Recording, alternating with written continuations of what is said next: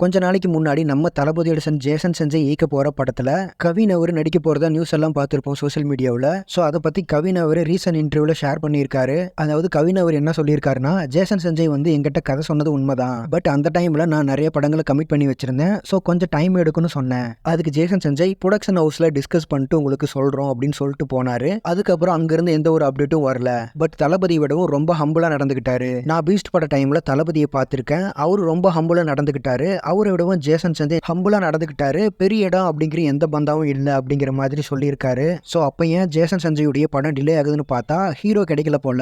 தென் அப்போ ஜேசன் செஞ்சை வேற எந்த ஆக்டர் கிட்ட போவார்னு பார்த்தா மேபி அதர்வா ஹரிஸ் கல்யாணம் இருக்கலாம். ஏன்னா இவங்க ரெண்டு பேருக்கிட்டையும் ஜேசன் செஞ்சை கதை சொல்லி இருக்கிறதா நியூஸ் எல்லாம் வந்துச்சு. ஸோ மேபி இந்த ரெண்டு பேர்ல யாராவது ஒருத்தராக இருக்கலாம், அல்லது கவினுக்காகவே வெயிட் பண்ணி ஜேசன் செஞ்சை அவர் படம் பண்ணலாம். ஸோ வெயிட் பண்ணி பார்ப்போம் ஜேசன் செஞ்சை ஈக்க போற படத்துல ஹீரோ யாரா இருக்க போறாங்கன்னு.